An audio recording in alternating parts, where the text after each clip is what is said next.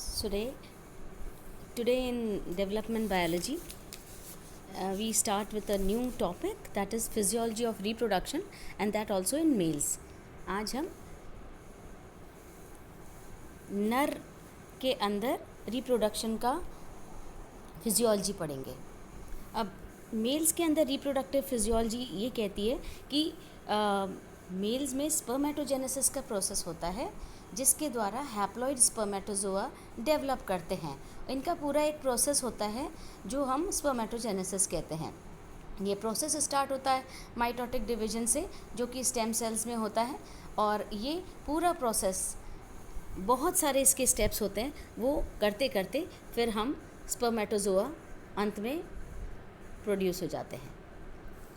इस स्पर्मेटोजेनेसिस के प्रोसेस के अंदर सबसे पहले बात करते हैं कि ये जो टेस्टिस है ये लाइंड रहती है एक थिक फाइब्रस कैप्सूल से, जिसको ट्यूनिका एल्ब्यूगिनिया कहते हैं. ये इस ट्यूनिका एल्ब्यूगिनिया के नीचे बहुत सारे सेमिनिफेरस ट्यूब्यूल्स होते हैं.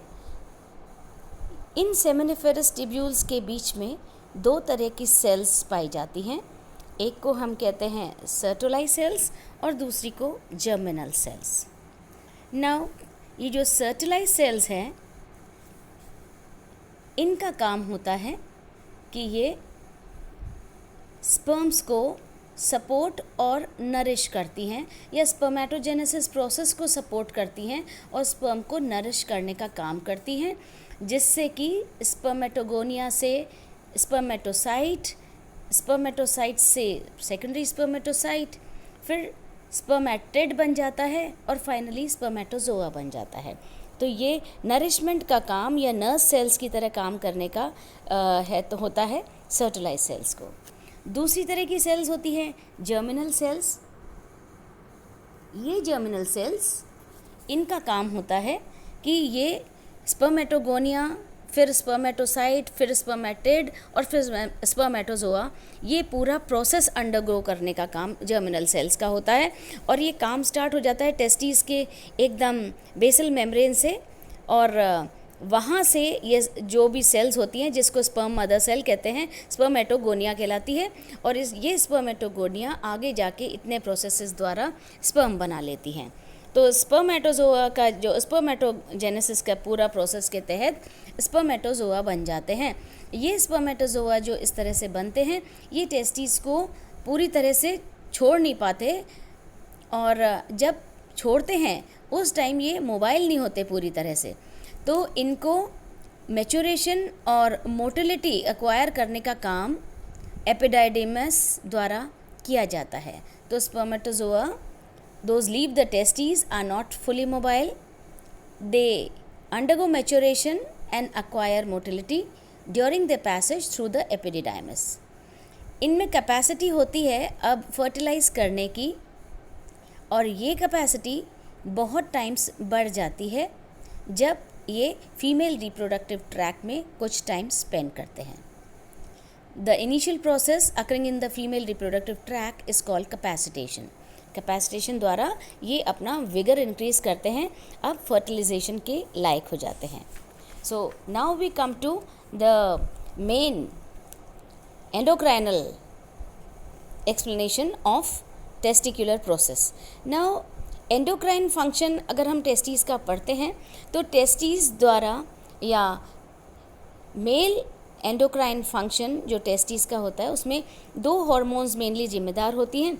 एक को हम टेस्टोस्टेरोन कहते हैं और एक को हाइड्रोटेस्टोस्टेरोन कहते हैं. टेस्टोस्टेरोन का मेन इफ़ेक्ट रहता है इस पूरे प्रोसेस में, और इसलिए हम ज़्यादा अपना वेटेज टेस्टोस्टेरोन और उसके इफ़ेक्ट को देंगे. So now we start. ये टेस्टोस्टेरोन ये आप देख रहे हैं आपके स्क्रीन पे, testosterone, the hormones of testis. पहली बात कि टेस्टोस्टेरोन क्या होती है. टेस्टोस्टेरोन एक प्रिंसिपल हार्मोन है जो टेस्टिस से निकलती है, और ये एक C19 स्टीरॉयड है, जिसमें एक OH ग्रुप है 17th पोजीशन में. ये कोलेस्ट्रॉल से सिंथेसाइज करी जाती है लीडिक सेल के द्वारा. अब इस टेस्टोस्टेरोन के बहुत सारे फंक्शंस हैं. फॉर एग्जाम्पल, पहला फंक्शन स्पर्मेटोजेनेसिस। हालांकि स्पर्मेटोजेनेसिस पिट्यूटरी ग्लैंड से कंट्रोल रहता है, लेकिन काफ़ी हद तक टेस्टोस्टेरोन इसके लिए जिम्मेदार होती है। और इसका नतीजा हम देख सकते हैं जब लास्ट में हम डेफिशिएंसी डिजीज़ पढ़ेंगे, तब देखेंगे कि टेस्टोस्टेरोन के कम होने पे किस प्रकार एक नर के जीवन में प्रभाव पड़ता है। ये लास्ट जो हमारा स्लाइड चलेगी वो इसी की रहेगी। Now, ये जो टेस्टिस का स्टिमुलेटरी इफ़ेक्ट है स्पर्मेटोजेनेसिस के ऊपर जो है, ये लोकल होता है और ये इंटरस्टिशियल सेल्स के द्वारा दी गई हार्मोन के सपोर्ट में चलता है। नेक्स्ट फंक्शन इनका रहता है एक्सेसरी रिप्रोडक्टिव ऑर्गन। ये एक्सेसरी रिप्रोडक्टिव ऑर्गन्स को सपोर्ट करते हैं, जैसे सेमिनल वेसिकल का बनना, प्रोस्टेट ग्लैंड, एपिडिडाइमस, वासा डेफरेंस, पेनिस, ये सभी टेस्टोस्टेरोन के ऊपर इनका मैच्योरेशन डिपेंड करता है।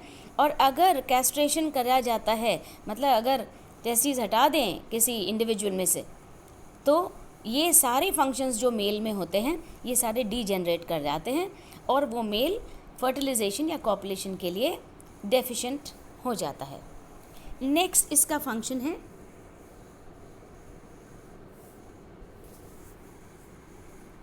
कि ये सेकेंडरी सेक्सुअल कैरेक्टर्स बनाता है। सेकेंडरी सेक्सुअल कैरेक्टर्स इस प्रकार होते हैं।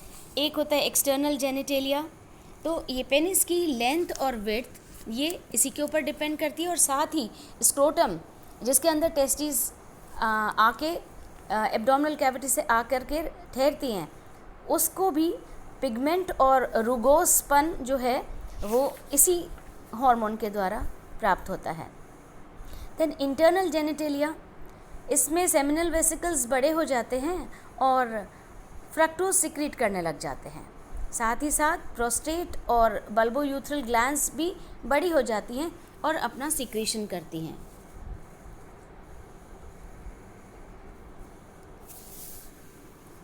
Next function voice. लैरिंग्स बड़ा हो जाता है और इंक्रीज़ हो जाता है लेंथ में, थिकनेस में, तो आवाज़ और ज़्यादा गंभीर या डीप हो जाती है। हेयर ग्रोथ हो जाते हैं अलग अलग जगह, जैसे मूंछ या दाढ़ी का बनना। साथ ही साथ हेयर लाइन जो स्कैल्प में है, जो मेल मेंबर्स होते हैं उनके हेयर लाइन थोड़े पीछे की तरफ जाए जाती है। प्यूबिक हेयर्स बनने लग जाते हैं, एक पर्टिकुलर ट्रायंगल जो अपराइट दिशा में होता है वो पैटर्न बन जाता है। चेस्ट में, एनस के आसपास और बॉडी में इधर उधर हेयर बढ़ जाते हैं। देन इनके मेंटल बिहेवियर पे असर पड़ता है कि मेल मेंबर्स ज़्यादा अग्रेसिव हो जाते हैं, इनमें बहुत एक्टिव एप्टीट्यूड आ जाता है, एटीट्यूड इनका बहुत एक्टिव रहता है, ये ऑपोजिट सेक्स में इंटरेस्ट लेने लग जाते हैं। देन बॉडी कन्फर्मेशन, इनके शोल्डर्स ब्रॉड हो जाते हैं, मसल्स एनलार्ज हो जाती है और वो बिल्कुल टिपिकल मेल लाइक बॉडी बन जाता है। और स्किन पे बहुत सारे सिबेशियस ग्लैंड्स के सिक्रीशन स्टार्ट हो जाते हैं, तो थिकन हो जाते हैं ये सिक्रीशन। और इस थिकनिंग की वजह से, ये इतना सारा सिक्रीशन आने की वजह से एक्नी डेवलप होने की बहुत चांसेस रहते हैं। और आम तौर पे देखने जब बच्चा एडोलेसेंस से थोड़ा आगे की ओर निकलता है, तब फेस में बहुत सारा पिंपल्स वगैरह होते हैं, ये सारे इन्हीं के वजह से। देन नेक्स्ट इनके सेक्स बिहेवियर पे, कि टेस्टोस्टेरोन बहुत इंपॉर्टेंट रोल प्ले करती है किसी मेल मेंबर के अंदर सेक्स ड्राइव के लिए। ये उसके सेक्सुअल बिहेवियर को डिटर्मिन करती है और वो फीमेल के प्रति आकर्षण फील करता है। देन कुछ और इफ़ेक्ट्स जो ओवरऑल इस हार्मोन के होते हैं वो कुछ इस प्रकार हैं कि हीमोग्लोबिन का परसेंटेज बढ़ जाता है, आरबीसी का लेवल वैसे भी मेल्स में फीमेल्स से ज़्यादा होता है, प्रोटीन एनाबॉलिज्म स्टिमुलेट हो जाता है। प्रोटीन एनाबॉलिज्म स्टिमुलेट होने का मेन मकसद ये रहता है कि बॉडी डेवलप होने लग जाता है। देन टेस्टोस्टेरोन की वजह से मसल फाइबर्स डेवलप हो जाने लगते हैं, तो उस पर्टिकुलर नर्व के अंदर टेंसाइल स्ट्रेंथ बढ़ जाती है और मसल्स का काम और ज़्यादा स्ट्रॉन्ग हो जाता है।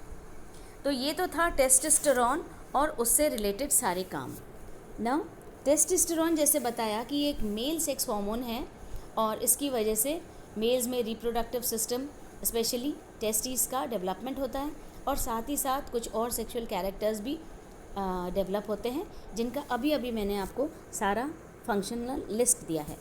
Now how this mechanism takes place. Hormonal control of testicular mechanism. All aspects of male reproductive systems are either directly or indirectly influenced by testosterone.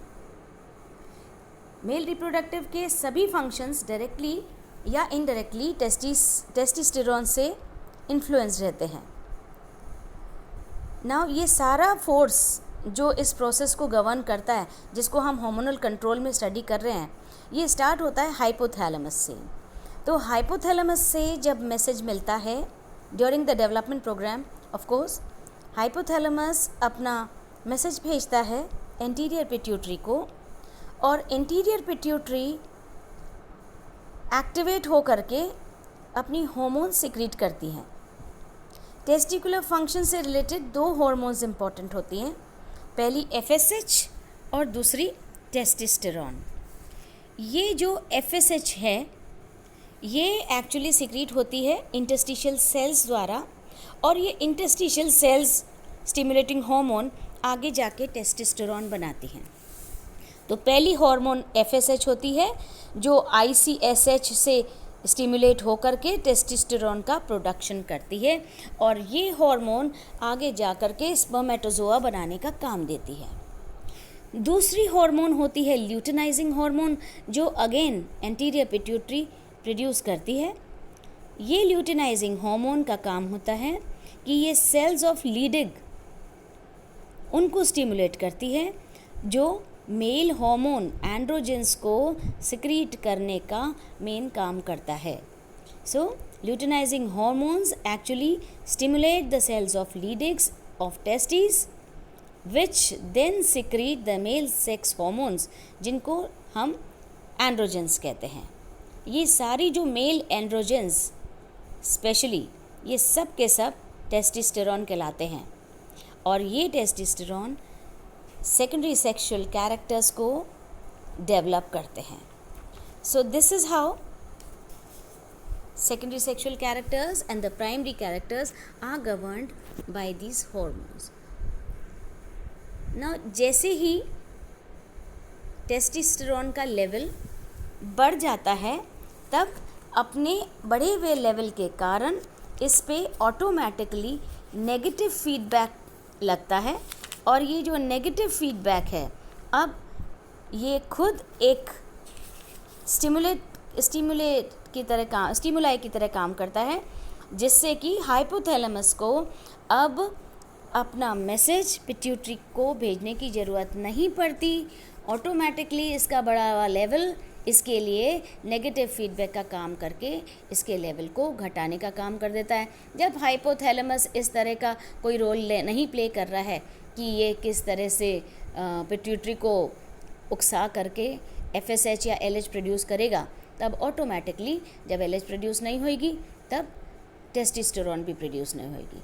तो अपना खुद का बढ़ा हुआ level, when the level of testosterone increases beyond a particular limit, then automatically the body counteracts that and the level of hormone production decreases.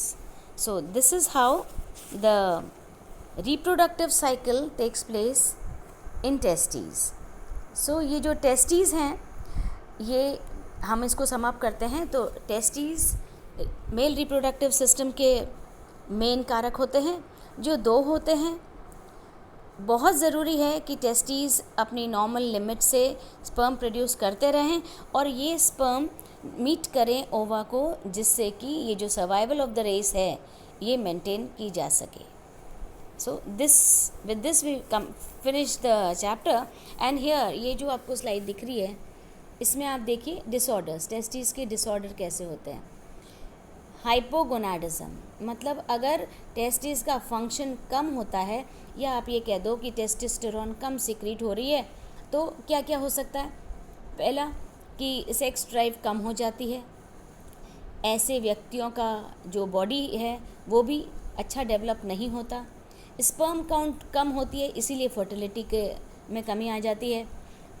Body से बाल भी धीरे धीरे गायब होने लग जाते हैं। और ये जो हाइपोगोनाडिज्म है ये 2 लेवल पे काम करता है, प्राइमरी लेवल और सेकेंडरी लेवल पे। प्राइमरी लेवल तब हम रेफ़र करते हैं जब ये डिफेक्ट टेस्टिस, ये एक प्रॉब्लम इन्वॉल्व करता है जिसमें पिट्यूटरी ग्लैंड ये अफेक्ट करती है टेस्टोस्टेरोन के प्रोडक्शन को। और सेकेंडरी लेवल फाइनली लास्ट में जब सेकेंडरी सेक्सुअल कैरेक्टर्स आता है तब इन्वॉल्व रहता है। इसके अलावा टेस्टिस का मैल फंक्शन या कह दें टेस्टोस्टेरोन का मैल फंक्शन एजिंग लाता है। पिट्यूटरी ग्लैंड में कोई प्रॉब्लम की वजह से इसका जो लेवल है उसमें प्रोलैक्टिन के लेवल्स भी बहुत घटने बढ़ने लग जाते हैं। बहुत ज़्यादा मेडिकेशंस की वजह से ये पूरा का पूरा प्रोसेस ओवरऑल इफ़ेक्ट हो जाता है।